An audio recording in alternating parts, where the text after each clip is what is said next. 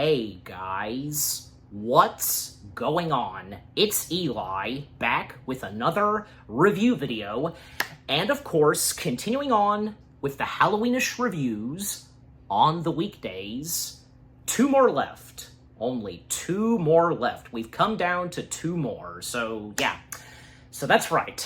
The second to last Halloweenish film that I am now about to review, and as was clearly teased in the last Halloweenish review, yeah. I've been looking forward to this. It's one of those Halloweenish films that I've been looking forward to reviewing, and here we are now. You saw the thumbnail, of course, and, well, you know exactly what this is. Something straight from good old filmmaker Robert Eggers, and this being his, fourth film that he has directed and brought to life on the big screen. Yep, this of course being a remake of the 1922 silent film of this guy. Yeah. And, because I'm sure that for a lot of you, including me, just how exciting it was when this was announced, and seeing those trailers, and definitely, by the sense and feeling of those trailers, this was going to be quite something. Very different and awesome at the same time, and it for sure was. And the fact that it came out around Christmas time, well, a nice little Christmas gift, and not what you'd expect, but, still. It's amazing how this turned out, and, because, could never top off, say, the 1922 silent film, but that's not to say, no way at all that this is bad or anything. No, this is definitely quite a good damn remake. Pardon my French, but it's true. But yes, guys, I am now finally reviewing, from 2024, Robert Eggers' Nosferatu. Yes, again, you saw the thumbnail, but yeah. So, Robert Eggers' Nosferatu. Again, just unlike anything. And for a lot of us that know Robert Eggers, his style of filmmaking, the tone and vibe and feel to anything Robert Eggers has done, from, say, The Witch or, The Lighthouse, all that. Unlike anything, it's great to see Robert Eggers being one of those, amazing visionary filmmakers, what he does on camera, cinema, the tone and vibe of what's going on in any sequence, anything like that, just amazing, yeah. And with the first things I have to say about Nosferatu, well, again, like I said, because and I'm sure a lot of you others, where we were looking forward to this. And again, ever since the trailers came out, and, finally, when, we got to see the movie in all of its glory, just, amazing. Just really amazing. Far beyond, say, what we probably would have expected at first. And, yeah, because this is unlike anything we've seen. Especially in, any other movie adaptation, specifically on what came straight from the 1922 silent film. You know what I mean? Just, yeah. Yeah, and the first time I got to watch this, unfortunately I never got a chance to see it in theaters, but eventually when getting it on DVD and Blu-ray, the first time I watched it, of course I was just mind blown by what all goes on in this movie. And geez, because, again, unlike anything, just in a good way, of course, man. And I'm sure you guys probably had that same feeling too. And rewatching it, and now here I am doing my review on it. Yeah, because, of course, still enjoy it. It's definitely quite a movie for sure, all about Nosferatu, and again, being based off of the 1922 silent film.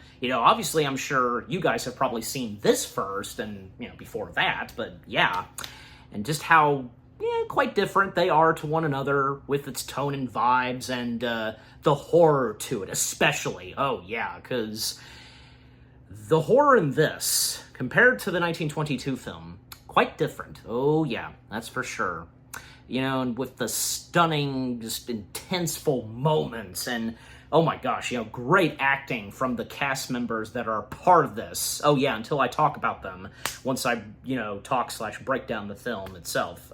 Yeah, Robert Edgar's direction, what he brought to life on screen with his very own Nosferatu picture, it's just amazing, and yeah, just really, what more do I have to say? This is definitely one of Robert Edgar's top best films that he has brought to life. He's directed, written, and so on. Just, yeah.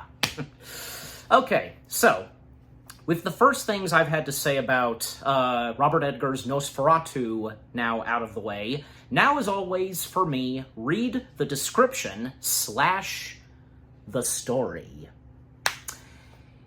In the 1830s, estate agent Thomas Hutter travels to Transylvania for a fateful meeting with Count Orlok, a prospective client. In his absence, Hutter's new bride, Ellen, is left under the care of their friends, Friedrich and Anna Harding. Yeah.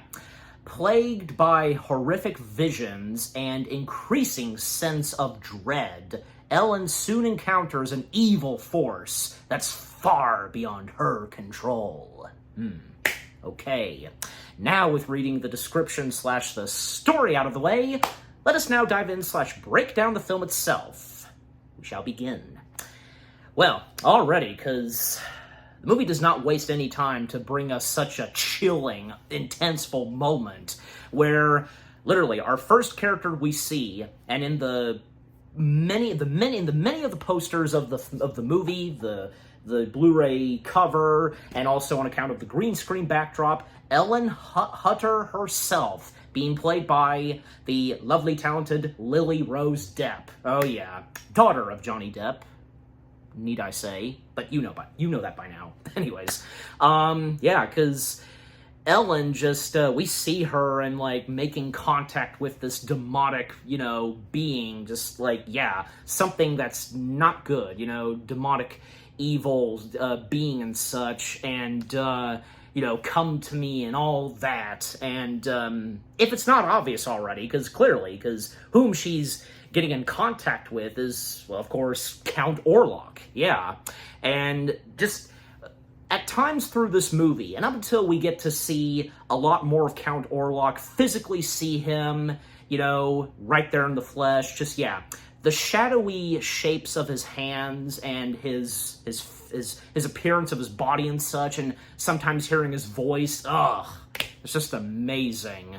And, yeah, again, Ellen getting in contact with Count Orlok, and, you know, she is his for his bidding and all that. And, well, Count Orlok consuming her and, you know, giving her sexual desire and all that until, you know, he would strangle her. We would get a quick glimpse of his face. And, yeah, because we would see that he has a mustache and such. But I'll talk more about his physical appearance later on until we get there. But, yeah. And it turned out to be, say, a dream, and years later, Ellen Hutter, she's now married to Thomas Hutter, who's, again, an estate agent. And Thomas being played by the good, talented Nicholas Hoult. And, by the way, because what a big coincidence that before being in Nosferatu, basically playing this character, well, he played the same kind of character, which of course being in Renfield, because he played the title character, Renfield. So, what a big coincidence that was, you know? Hard to believe. But, hey, you know, with Nicholas Hoult being in Renfield and in Nosferatu, playing those two same characters, but yet, they're still different from one another. And of course, in the tone and vibe of what those two movies are like, I mean, he still did a fantastic / excellent job. Nicholas Hoult for you guys. Anyways, so they had just recently gotten married, Ellen and Thomas, and Thomas comforting Ellen because of the nightmare she had, and apparently ever since Thomas entered Ellen's life, Thomas has basically been a savior for Ellen. All the nightmares and all that she encountered years later, you know, of the presence of Count Orlok, it went away. But by this point, it's soon to come back. Yeah. Thomas, he's running late for work, and especially to meet with Mr. Knock. Yeah, whom basically Mr. Knock is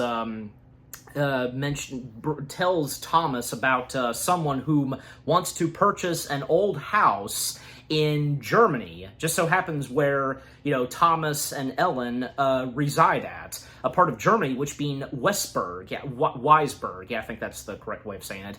And not to mention, the time and setting of Nosferatu taking place in 1838, yes.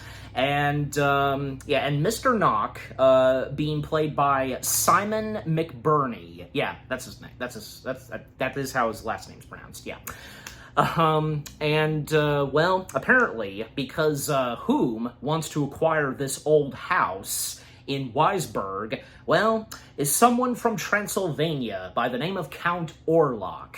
And, Count Orlok has requested that the real estate agent, which of course being Thomas, make his way to Transylvania. Count Orlok is not fond and will not, make his way there to Germany. He wants the real estate agent to come where he is. And obviously, from there on, Orlok will then make his way to Germany and such. And because of this, that means Thomas will be on a 6-week journey to Transylvania. And when he of course informs his now wife Ellen about this, she's not too pleased, because she's gonna feel lonely and frightened without his presence, him right there being with her in the flesh and all that. And Ellen then starts to share about, what happened and before they got married, because of the nightmares and all that she experienced. And, of course, Thomas being well aware of this and assuring her that it's probably nothing. It's nothing. It means nothing. They were just nightmares. Nothing severe whatsoever. Yeah. And Thomas would then take his now beloved wife Ellen to a wealthy friend's house, which again being the Hardings. Friedrich Harding being played by another good talent in this film, Aaron Taylor Johnson, aka Quicksilver from the MCU. You didn't see that coming? Him. And Aaron Taylor Johnson, he too's fantastic in this film. Yeah, because with what he brings to Mr. Harding in this Nosferatu film is really good. And also, Mrs. Harding, Anna, being played by Emma Corrin, and their 2 daughters, which being Clara and Louise. Yeah, Clara being played by Adela Hezova, and Louise being played by Milena Konstantinova. Maybe I butchered it a little bit. Again, me sometimes. So, point being is that Ellen now will stay, and during the 6-week journey for Thomas, will stay and reside at their friend's house, the Hardings. And, before he would disembark, Thomas and Ellen, they have a special evening together, but later that evening, Ellen would have another encounter and communication with Count Orlok, basically. Even at one point, she would cut a string of her hair, and she would actually place it in a necklace that she would give to Thomas by the next morning. So, he can have that necklace that has a picture of her, so, you can always look at her beautiful face and such, So, by the next day / morning, Thomas would then disembark to Transylvania, and the 6-week journey would begin. And Thomas, after a long journey, but he's made it to Transylvania, he would be greeted by these townspeople in Transylvania, greeting him, and they play some music, but then it would change when they all start to laugh in a creepy, eerie way, but the town's chief, gets them to shut up because, on account of them acting suspicious and all that. And he's hesitant when, learning that Thomas is going to meet with Count Orlok, but, Thomas managing to convince the chief to let him, spend the evening for one night, and he would proceed on and so on. And, even say a little later, and when he settles in, an old lady would give him a cross for his own protection. Then later that same evening, he would then find something going on outside through his window. The townspeople performing a ritual. They have a naked girl on a horse, and they're about to use a stick to stab a vampire's heart and such. And, even Thomas, he made his way to witness this, but then he would find himself back in the cabin he's in, and not to mention his shoes are a bit messed up. It's like almost that they were burned to a crisp or something. And Thomas, he would then proceed on his way to meet with Count Orlok. Nobody in the town is present. No townspeople is present. And he also ignores the risks and all that stuff that he was warned about. Yeah. And he proceeds on his way, and thus he would finally make his destination, meeting with Count Orlok himself. He wouldn't see him in the face quite yet, but up until he follows Count Orlok upstairs, and the Count insists that Thomas should dine and such, but of course proceed with the papers and all that to sign, and for Count Orlok to thus make the preparations to claim the old house in Weisberg of Germany. And yes, Count Orlok. Now having Count Orlok in the flesh. Thomas being there face-to-face with Count Orlok. Count Orlok being played by none other than Bill Skarsgård. Yes. Was it obvious that when Bill Skarsgård was first announced to play the vampire himself, the titled character, technically, because, vampire also being referred to as Nosferatu, but really his name being Count Orlok. Well, already, because I'm sure for a lot of us, we knew that, oh yeah, he's the perfect choice. And already we had seen him play really big creepiness, most prominently Pennywise, yeah. And I don't know, because, say what you will about The Crow. Well, that's a different thing, and that's another story, but, it's not his fault. Just, he tried his very best, but, the movie had bad luck, basically.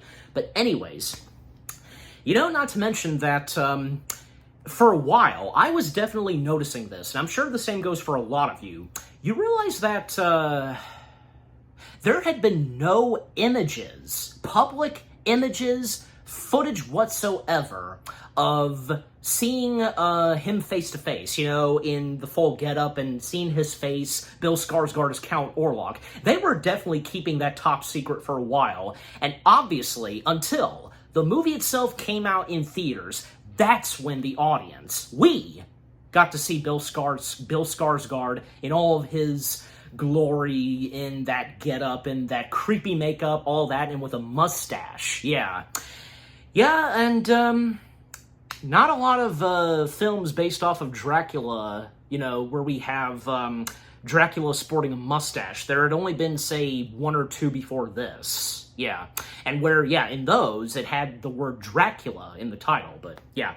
Anyways, but, yeah, just the get-up that Count Orlok, with Count Orlok, Bill Skarsgård, all, just, it's amazing.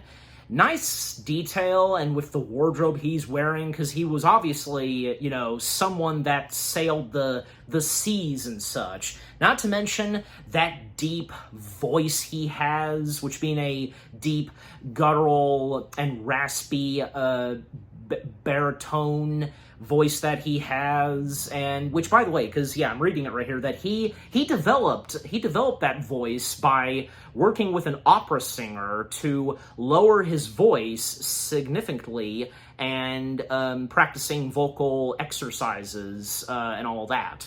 And because the voice that Bill Skarsgård delivers as Count Orlok in this is amazing. Just, oh gosh, because welcome to Hotel Transylvania.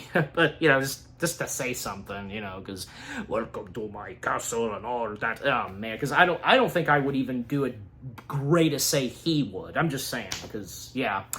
And just again, seeing him, with the makeup applied, and, the mustache was a nice, touch there. It worked very well.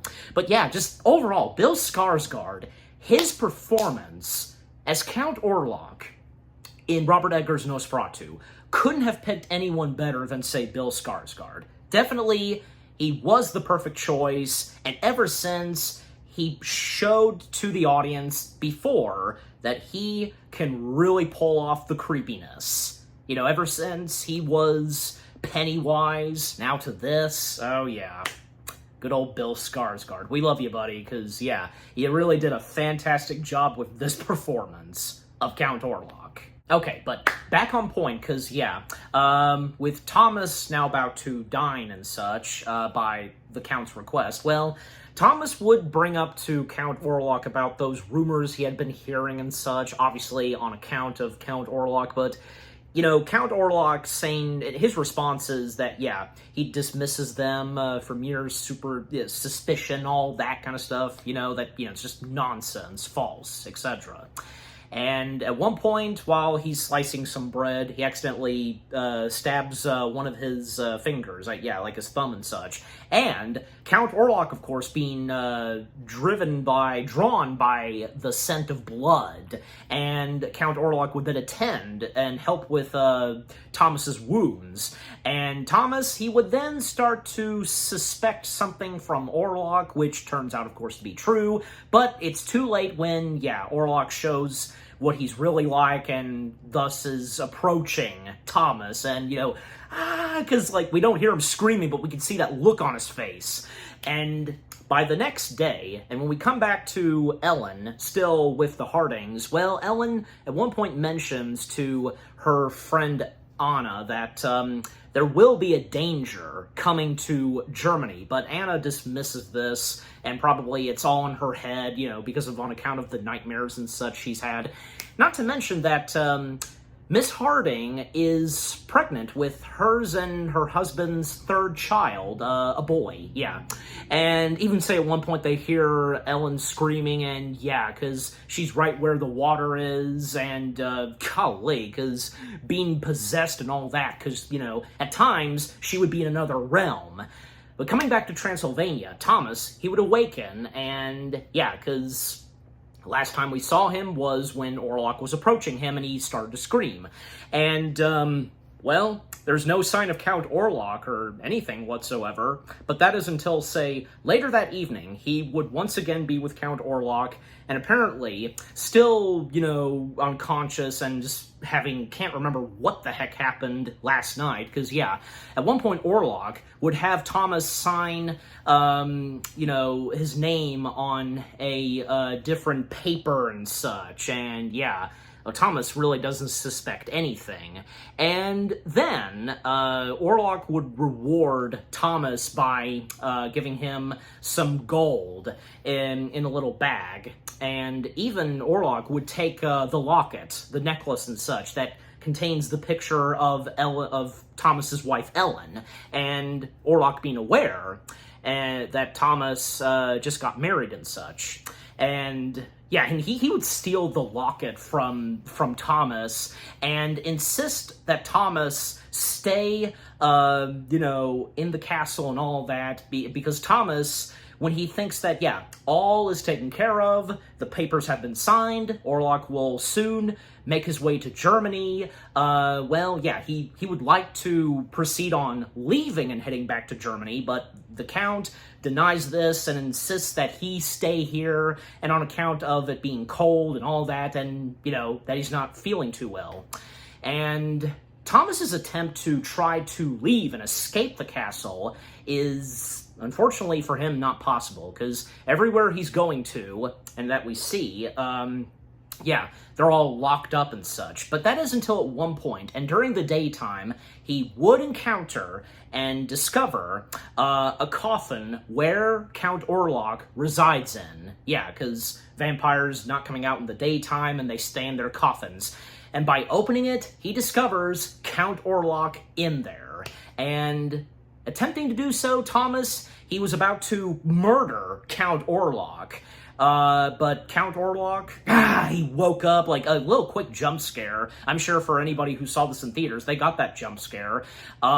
He grabs it and, you know, stops Thomas from what he was about to do. And I think, yeah, one or two times we technically, we get to see Count Orlok's dinghy. I swear, I'm just saying, because you saw the movie, and come on, just, yeah. But who'd have thought we'd be seeing that, completely butt-naked Count Orlok this, I'm just saying, but anyways. But disturbing at the same time, duh, but yeah.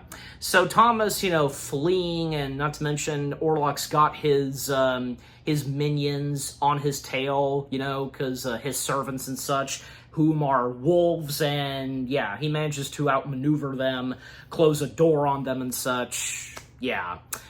And, well, because Count Orlok, he would then, at one point, take that lock of hair that came straight from Ellen, and which she had hid in the locket, well, because of Count Orlok's doing, being under his power, using it and sniffing it, and calling/reaching out to Ellen, and through another realm, and Ellen responding this, and, seeing her in the other realm, and then Count Orlok, going after Thomas at one point, that evening, and yeah, Thomas, he would then find himself, frozen to a bed, not able to move, and Count Orlok going after him, but a few times Thomas would see flashing images of his wife Ellen, and golly, because more creepy shots of Ellen Hutter, like a few times where we see her, topless, or blood kind of coming out of her mouth, like, oh my gosh, but yeah, then we would see Orlok feasting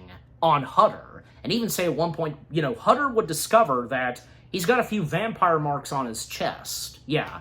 And, even after all that, he still would try to make an attempt to get out of the castle whatsoever. Yeah, just get out of that hellhole. Alright, but coming back to Wisberg, yeah, Wisberg, yeah. Well, because, with, Ellen's conditions really looking bad and, having seizures, yeah, that's what she's having at times, and, going through an element and such, yeah. Well, Friedrich called up Dr. Wilhelm Severus, if I think I butchered the last name, but, overall, Dr. Wilhelm, yeah. Being played by another good talent in this film, Ralph Ineson, yes. We know him so well, such a great actor, and, of course, most prominently, Galactus in Fantastic Four. Yeah, anyways. So yeah, Dr. Wilhelm is called in, checking up on Ellen, and with what she's going through, even when, he would sedate her and such, and yeah, it's just, yeah, by this point, it's really not looking good for Ellen at times. And not to mention that others who clearly, and I'm sure for a lot of us, we quickly realize that, okay, obviously, this has to do with Count Orlok. There are a few times where Friedrich and Anna, their two daughters, they would claim that there's a monster that lurks in their bedroom and underneath their bed and such. Well, clearly that would be, say, Count Orlok. And not to mention Mr. Knock, whom we saw at the start of this movie, calling up Thomas and about whom, wants to, buy a house in Wisberg and such. Yeah, Mr. Knock, he too being linked with Count Orlok, and him just becoming a madman, because, yeah, we would see him at one point early on where, yeah, he's completely butt naked, he's got, a picture and such he's writing, and he's got candles all over him, and, yeah, eventually, Dr. Knock would be thrown into a hospital and such, because of him being a madman completely. But anyways, and Friedrich would then be told by Dr. Wilhelm a little later, and at one point that, probably with what's going on with Ellen is far from being anything normal and such. Mentioning of the devil and what the devil's doing and all that. And, well, with that, because Friedrich, and this kind of character that we've seen in the story of Dracula, whom denies this at first and thinks it's all rubbish and such of the Nosferatu, vampire, all that. Yeah, Friedrich, of course. But coming back to Transylvania, because at one point, Thomas, his his other attempt to escape the castle, because when he would wake up and such, and yeah, screw this, he's really kind of gonna try to make a break for it, and once again dodging Orlok's servants, the wolves, and yeah, by getting out of the window and jumping into the ocean and such, yeah, and he would just, yeah, disappear. And I mean, obviously, we know that Thomas, one way or another, is going to survive, which he does so. And when we would see Thomas again, he would be encountered by a nun, and the nun, discovering Thomas's body, would bring in Thomas and a lot of other nuns being there to heal him, and they would then sense the presence of, Count Orlok having done something to him, and they insist that he remain with them so he can get a lot of time to heal up and all that. But Thomas, he refuses this, and he knows that he has to get back to Germany pronto, because on account of Ellen being in danger, now that he knows the truth.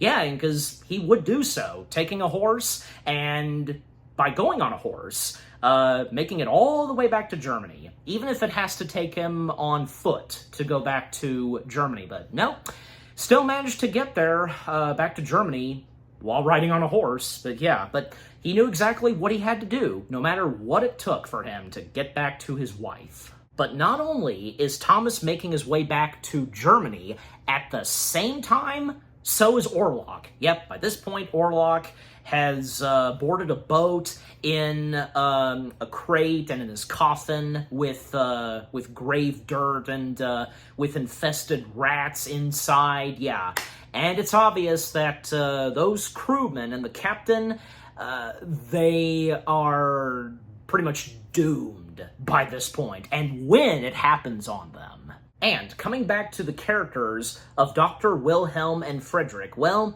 Dr. Wilhelm, most prominently, seeking help from enter Professor Albin Ederhard von Franz, a ostracized scientist from Switzerland, being played by yet another great talent in this film, good old Willem Dafoe. Yeah. And, well, what can you say about Willem Dafoe? Because he's Willem Dafoe. Find him crazy or not, I know my mom does. But for me, because, yeah, I love Willem Dafoe. Such a fantastic actor. And he, of course, does not disappoint in this. No siree. Not to mention that, yeah, this would be his second film that is based off of something specifically of the 1922 silent film, because I'm sure, as you guys know, that Dafoe, he portrayed Max Schreck, whom Max Schreck, the latter, played Count Orlok in the 1922 silent film. This guy, of course, duh. And, of course, yeah, I did my review on that if you want to go check it out. And, yeah, because, from that film and this, and with what Dafoe said, I remember reading this, and I'm sure he did too, where he described working on this film was, yeah, entirely different than when he did, say, Shadow of the Vampire. And it does show, yeah. Not to mention, because when looking at both of those films, and of course me having seen both of them, and of course reviewing them, well, because, yeah, each of them are very, they're quite something, because, but and yet they're very different, because with each of those films, there are chilling moments and all that. You get what I'm saying? Just, yeah. And the fact that Dafoe was a part of those two films that have to do something with Nosferatu. And it's great to see that in Robert Edgar's Nosferatu film, Dafoe, he plays a good character, technically, which of course being the professor, the Van Helsing of this movie, basically. And yeah, so back on point, because Wilhelm and Friedrich, they go to meet with the professor, and Wilhelm, identifies himself to the professor, and yeah, the professor would then recognize who Wilhelm is, and Wilhelm having known the professor at a university and such, until the professor got kicked out, because of him being labeled as being cuckoo and such, but not really the case. Yeah, but just, his obsession with all that stuff that he would get involved in. Because, yeah, it wouldn't take too long to ask for the professor's help, and when the professor would meet his patient, and, he would, one of the first things he sees with Ellen is that he's tied up to the bed. She's tied up to the bed and insists that she be untied, because it's not going to really do anything. And it wouldn't take too long for the professor to realize that, Ellen has been possessed by the Nosferatu. Yeah, so good on the professor for quickly realizing and would very soon get to the bottom of this, cracking down the case and to try his best to help Ellen with her, situation, the shit that she's going through. And so later that evening, Professor Albin would, try to make contact and challenge the entity, because, Ellen having another seizure and not really being in the presence, even when Albin would, poke a needle and such at her, but, she feels nothing. She's not there. And, Albin just trying to make contact with the entity, which, then it would lead to Orlok possessing Ellen, and, of course, Albin still realizing that, this is the work of the Nosferatu and so on. And, declaring that, Ellen is possessed and such, and, making it clear to the Hardings and Dr. Wilhelm. But, they still suspect that probably it's nothing and, on account of Thomas's absence and such, but no, Albin is very insisted. And even, asks Anna to stay very close to Ellen, and if anything changes with Ellen, then she needs to immediately alert him. So, Not to mention that the Christmas tide is upon them by the time of what's going on right now in this movie. Because, again, on account that this movie came out around Christmas time, there you go. We've got something Christmassy going on in this movie, in this Halloweenish film, basically, but anyways. And to speed things up some, because, what would happen next, actually, because from, say, Nock to the crew on the ship that have Orlok on board, down below the ship, because, the crew, observing and getting a closer look at one of the crates which holds Orlok. But, of course, it doesn't take too long for Orlok to be active and to, one by one, attack and kill each of the crew members of the ship.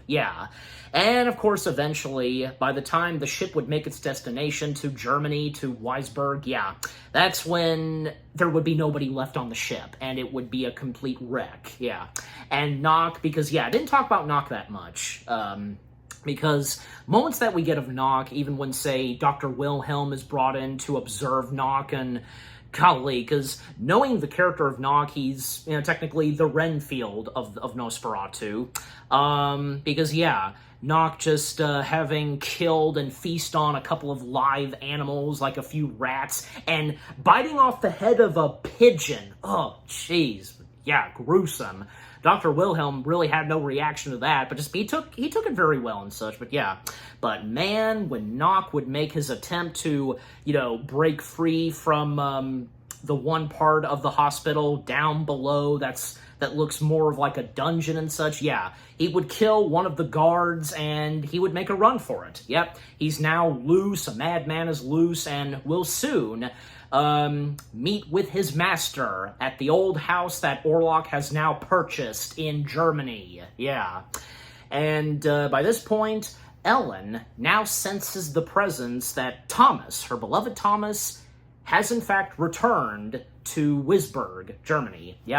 And Thomas, after such a hell of a journey from Transylvania to Germany, he's back home, and he collapses off of the horse, and Ellen going up to Thomas, and Thomas trying to tell Ellen that, everything was true. Everything that Ellen, claimed and such, all that, and with what he witnessed, having met Orlok, it's all true, of course, So he believes, but for right now, Thomas is not really himself. He definitely still needs some time, definitely.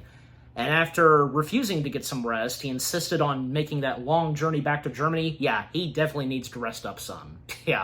But yet still, because, with the Hardings, most prominently Friedrich, and still thinking that this is nonsense with the whole Nosferatu thing. Just, good God, like, if there's no clear signs for this dude, I don't know what, because, you know, well, and with whatever Count Orlok's gonna do next, just, yeah, obviously, not really good, and, well, even by this point, when Friedrich would be informed to, basically observe and witness with what has just happened, where, yeah, to see that, yeah, a wrecked ship has made its way here, yeah, there's really nothing left, and, well, now Count Orlok is in the presence of the folks of Wisburg, Germany. Not a good sign, of course. Yep, disaster/doom is soon to be upon everyone, including Ellen, by himself, Count Orlok. And yeah, because, well, again, we would see Orlok having finally arrived to Wisburg, Germany, and in the old house he's in now, where he's there alongside with his humble servant, Nock. Well, it's mentioned that, yeah, this land shall know dead and despair. Oh, yeah, because, you know, with what Orlok is planning to do, and, yeah, a pandemic is about to arrive all throughout Wisburg, Germany, and on account of the infested rats. Oh, man, because this is where, yeah, all hell really breaks loose, straight from Count Orlok, on the innocent people/citizens of Wisburg, Germany. And yeah, because of this, a lot of lives would be claimed, and a lot of, you know, group of people who become sick and ill, they would eventually die, because, yeah, the hospital being flooded with a lot of those, and being sick in an agony and all that, and, yeah, it's just crazy.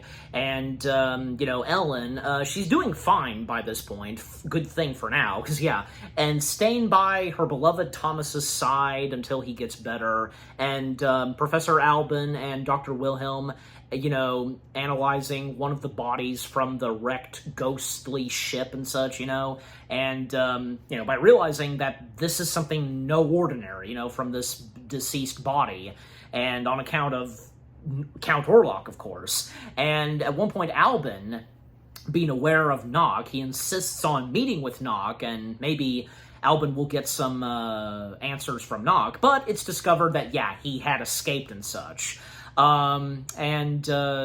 You know, then what would happen next, and to still speed things up some, because, yeah, Thomas, being contacted by Orlok makes contact with Thomas, and Thomas still not feeling too well, just feeling juddery and all that, and Ellen, you know, she couldn't get any sleep, and, for her own safety, just, you know, and on account of Thomas, you know, had to leave him be, give him some space. And she would turn to Anna, because Anna at one point was roaming through the house with a candle, and, yeah, hearing some creepiness. But, yeah, when she would come face-to-face with Ellen, give her a jump scare, well, they sleep in for the night, sharing the same bed, and, yeah, just talking about their friendship and all that, and, you know, being the best of friends. And then coming back to Professor Albin, alongside with Dr. Wilhelm and Friedrich, well, Albin at one point would mention about, say, you know, Wisburg facing the undead plague, you know, barrier, Nosferatu, and all that. And yet still, because with all the stuff that Albin is going on about Nosferatu, he knows what he's talking about. Friedrich still dismisses Albin.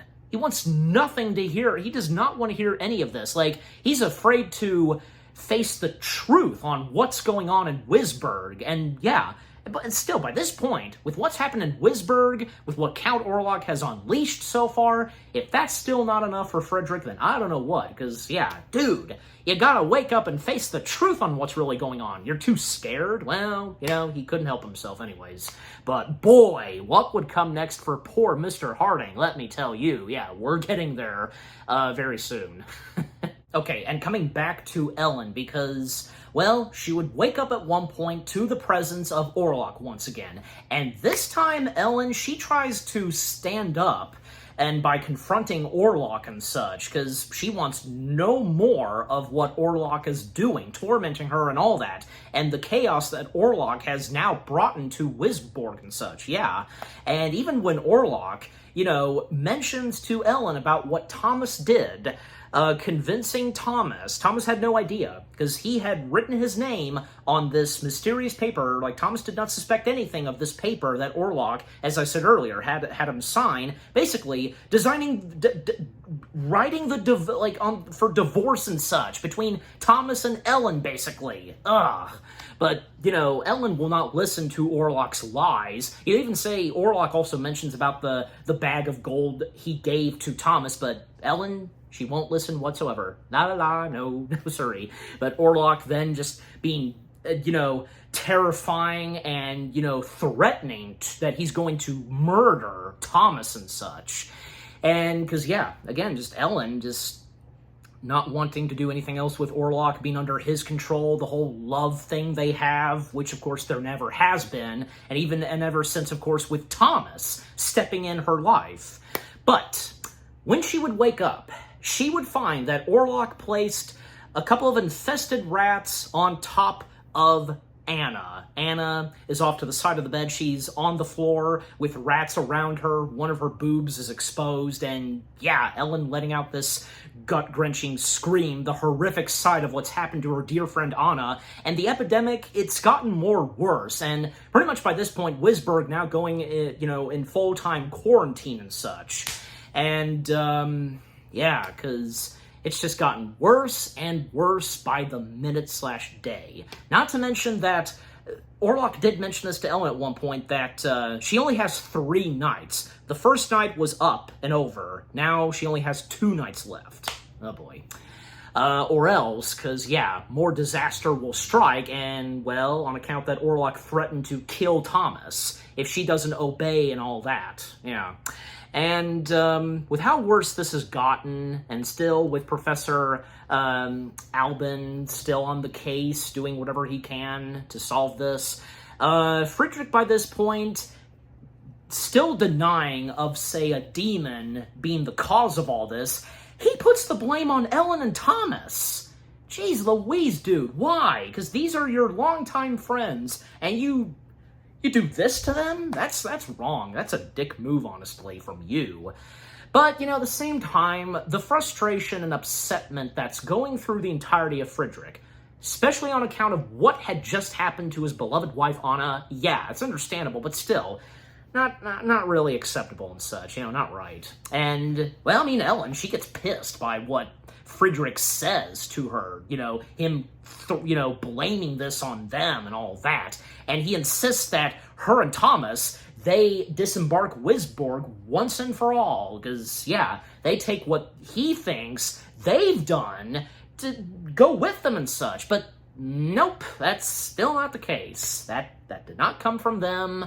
It really came from Orlok and such, but again, Friedrich's still denying this whatsoever. Jeez, dude. And coming back to Professor Albin, because he would discover at one point in Nock's abandoned office of something that was edged on the wall, an ancient insignia, because this has to do with, long foretold this coming of the Fordu and such.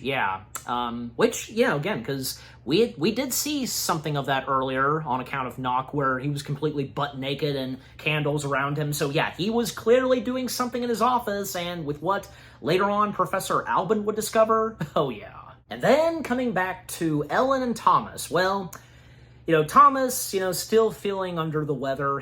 Seems to be doing okay a little as of this point, and Ellen, of course, still attending and helping out Thomas and, patting his forehead and such. Well, their reunion is far from being a happy one, because when, they start to get in this argument, and Thomas, he would ask Ellen to flee with him from the cursed city, Wisborg and such. But with Ellen being, under the dark truths and such, because by this point, overall point being, it's going to be impossible to do so. And she would reveal the truth to her Thomas that she had been linked all this time with Orlok, the devil, basically. because before Thomas entered in Ellen's life, she had summoned the devil, Count Orlok, and they've been lovers, for a long time until Thomas entered the picture, and when they got married, that seemed to go away. But by this point, no, it started to come back when Orlok once again stepped in the picture, called in Thomas on account of real estate business and with, purchasing a house in Wisburg, all that, just, yeah.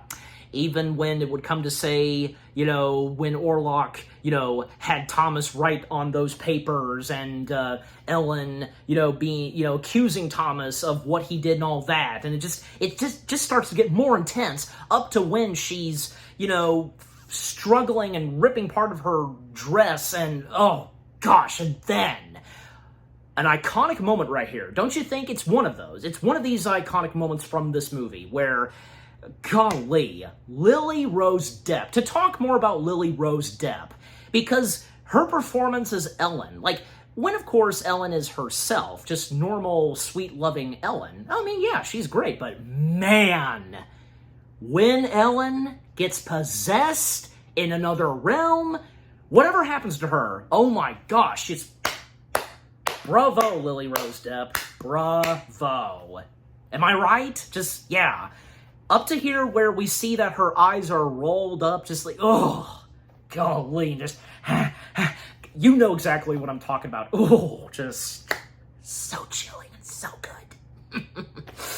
Again, well done, Lily Rose Depp. You were at your finest in this movie. I give you 10 out of 10 for that. Anyways, but yeah. And yeah, by this point, Ellen being possessed by the entity, and Thomas was gonna go seek some help on account with what was happening to his beloved Ellen. But Ellen being possessed by the entity, begs him not to leave the room, and, well, by ordering him to have coitus, basically. Yeah, that's what happens. To show and let Orlok see that, what their love is like, and there's nothing Orlok can do and all that.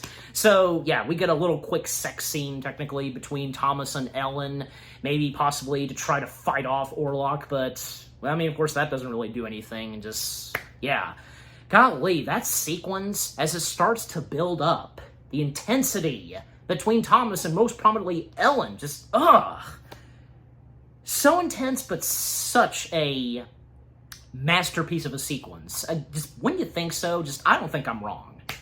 But after that quick little sex moment between Ellen and Thomas, well, Ellen did regain consciousness, she just woke up from a nightmare, and, well, it seems good for now between Thomas and Ellen that, they're alone together and such, but later on, Orlok would be in the presence once again, this time where he puts Friedrich under a deep sleep. We see Friedrich holding a rifle, a pistol, I should say. Yeah, pistol. An old vintage pistol from the 19th century, those. He's in bed with it, and again, Orlok having him be under a deep sleep, and because of this, well, we would hear the screaming sounds of Friedrich and Anna's children from the other room. They're screaming in terror because of a monster, which of course that being Orlok.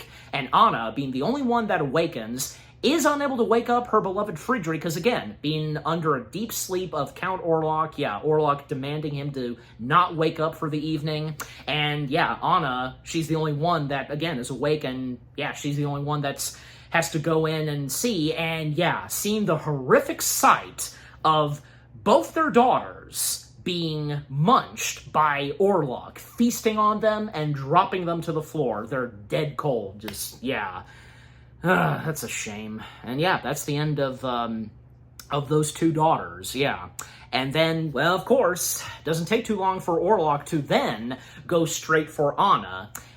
And by the next day, yeah, that's when, yeah, both the daughters and the mother, they've sadly died. Yep, that's the end of all three of them. We would see their funeral happening, each of their caskets, and being taken to a mausoleum. And by this point, man, Friedrich's suffering so much, and was almost about to lunge at Ellen, because, just you, but him being held back, and now finally admitting the truth that, yes, there is a Nosferatu present in the city, the town and such, even when Thomas shows to, Friedrich the bite marks on his chest. Yeah, so now that gets him to snap out of it, but sadly, it would be too late for Friedrich as he's still being consumed. Now that he believes, he now accepts the truth, he's still heavily grieving over the loss of what mattered to him most, his wife and 2 daughters. Yeah, poor guy. And so after that, well,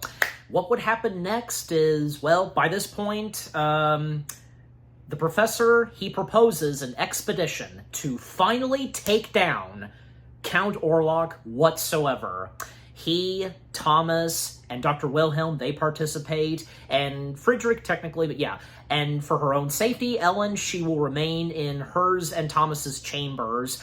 However, and even when, say, a bit of talk between the professor and Ellen, well, during his occult research, the professor learning that the only way to take down the Nosferatu, which the case being Count Orlok, is the ultimate sacrifice from a maiden. And yeah, that especially is going for Ellen. Yeah, her being the sacrifice. And Ellen would realize this. And yeah, because later on she would make the ultimate sacrifice knowing her fate, and there's very little choice. There's really nothing left to do, and for her to get out of this whatsoever. And, well, yeah, because Thomas, Wilhelm, and the professor, they would proceed with this expedition. However, at one point, when we come back to Friedrich, still grieving over the loss of his entire family, his wife and 2 daughters, well, he defies his wife's body by starting to smooch with it and such, and being, taken by the plague and all that, because, that would happen to him, and by a little later, when Thomas, the professor, and Wilhelm, they make their way to the mausoleum, well, they would discover that, Friedrich sadly died because of the plague and such. And yep, that's the end of poor Friedrich right there. It was too late for him, and even when he finally admitted the truth of the presence of the Nosferatu, etc., and all that's left to do is to burn the entirety of the inside of the mausoleum, the lifeless bodies, including Friedrich. Yep, there's really nothing left by this point. So they do so, and they would proceed with their journey, their expedition, to try to locate and defeat Count Orlok. And eventually they would find Orlok's chambers, where he rests and such, and where there's more infested rats around the room. And when they approach the coffin where Orlok resides in, resting and such, well, they are prepared to do so. Thomas is standing by with a staff, and by opening the coffin and immediately stabbing right through the heart, blood spews, and turns out not to be Orlok. It's Nock. Nock has taken Orlok's place. And Thomas would then realize that, even knowing that the professor knew this all along, that Orlok would not be here, he would be making his way to his and Ellen's chambers and such, and Orlok being in the presence of Ellen. And the professor knew this, and, no time to waste, Thomas would then dash his way back to the house, their residence. And, then it would leave the professor alone in the same room, letting out some ancient prayers and pouring the liquid and lighting up the place to take it down whatsoever. And and great performance from Willem Dafoe right here. By the way, because one of the public images that we had saw very early on before the movie itself came out, it was one with, Willem Dafoe, because where there was fire around him, that was awesome. So, and by this point, we're up to the climax,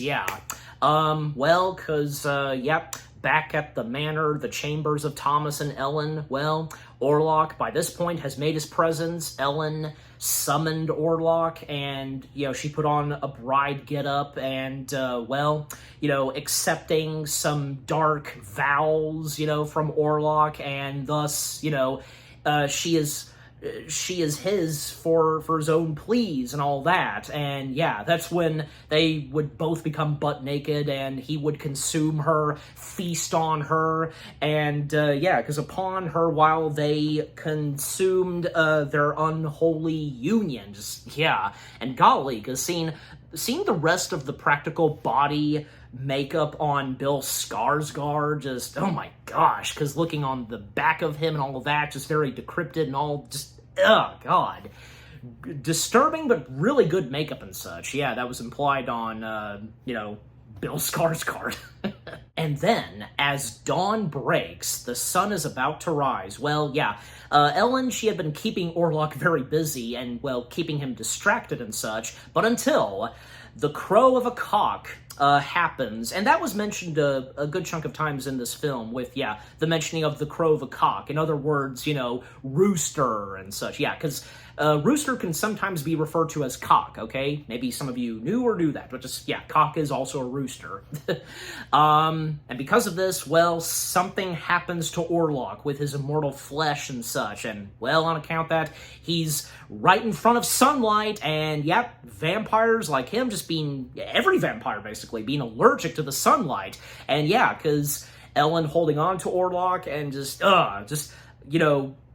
things happening to Orlok, him burning some and screaming in agony, and yeah, eventually, and how Orlok's body would look in the end, golly, very skinny and dry-boned almost, golly, the practical makeup and all that to Orlok, just gross, but still amazing, and by that point, Thomas, Dr. Wilhelm, and then 1 minute later, Professor Albin would show up, yeah, because Ellen, she made the ultimate sacrifice, and technically she became the hero in the end, defeating what she summoned from the start, and by taking it down, Orlok, once and for all. Count Orlok is now defeated for all eternity. Yeah, the plague is destroyed, the curse no more, the darkness, all of it is vanquished. It's all thanks to Ellen. Yeah. And yeah, because it's very sad, In some ways, this being a sad ending, because Thomas, now having lost the love of his life, and, Ellen getting last bit of breaths and such, and just, yeah, Thomas was holding on to one of her hands, and then eventually, yeah, she would, peacefully die, and he would close her eyes, and, yeah. And when the professor stepped in, well, he gets the last lines of the movie, and he's attending to both Ellen and Thomas. They have a pet cat. Couldn't forget to mention about them having a pet cat that we saw at the start of the movie. Yeah, not to mention that Professor Albin, he's a cat lover as well, because at his place, he's got quite a handful of cats. So, yeah. So, hey, both him, Ellen, and Thomas having one big thing in common. They're cat lovers. Anyways, but yeah.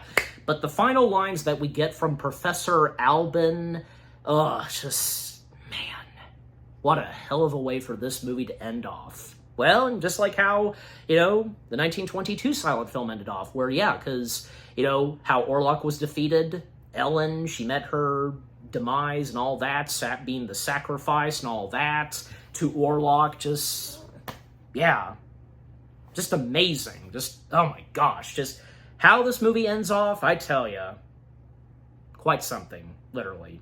It's, what more do I have to say? Just, yeah, just Robert Edgar's Nosferatu. It's definitely quite a film. Quite a film from Robert Edgar's himself, his own version of the story of Nosferatu, being a remake and such of the 1922 silent film, just, yeah. Everything about his Nosferatu film from beginning to end, the storyline, great cast of talents from Lily Rose Depp, Nicholas Hoult, Bill Skarsgård, Aaron Taylor Johnson, Willem Dafoe, Emma Corrin, Ralph Ineson, the list goes on. The visuals, the practical stuff, the scary, intenseful moments, each of the cast members, their great body performances, most prominently from Bill Skarsgård, Lily Rose Depp, just, yeah, with what all of them brought to those characters in this Nosferatu film, amazing. And I almost forgot to mention this, that there are a good chunk of times with Count Orlok where he does some quite deep groaning and wheezing and such. Yeah, that was a nice detail there that was added to this Count Orlok straight from Bill Skarsgård himself. Just, yeah. Again, just, yeah. The performances from the cast members, fantastic, top-notch. This movie couldn't have asked for, great talents. You get my point. The music and score, Robert Edgar's writing and direction, the scary moments, the intenseful moments really getting to you. Just, yeah. Everything about Robert Edgar's Nosferatu, excellent. And I'm giving Robert Edgar's Nosferatu, well, what the heck, 10 out of 10 stars. Yes, 10 out of 10 stars for Robert Edgar's Nosferatu. And what about you guys? What did you think of Robert Edgar's Nosferatu itself? Were you excited the very first time this was announced? Your first reactions to it, seeing the trailers, and if any of you got to experience this in theaters, or any of you like me waited until it came out, say, on digital, DVD and Blu-ray, yeah, and when you watched it then, were you just mind blown like I was? And, would this be one of your top favorite films from Robert Edgar's? One of your top favorite Dracula films? And on account of Nosferatu, favorite moments from the movie, favorite cast members, moments where you're just like, oh my gosh, favorite lines, and just what more do I have to say? And of course, watching this movie around, say, Halloween time, because how can you not? But again, what do you think of Robert Edgar's Nosferatu itself, with what all I've had to say, my review, and what did you think of my review? Leave comments and give this review video a like, as always. And so, guys, with all that being said, thank you very much for watching. I hope you guys enjoyed my review of Robert Edgar's Nosferatu. More review videos are coming your way. They're going to be awesome. Keep looking forward, and I will see you guys in the next video / review. There's one more Halloweenish film left for me to review. So stay tuned later tonight, because what I will be reviewing next is another vampire film. And let's just say, this one was another excellent vampire film from the same dude who brought us the Black Panther films. Yeah, I'm pretty sure you know exactly what it is that I'm talking about. Yeah, stay tuned for that. Take care, and peace out.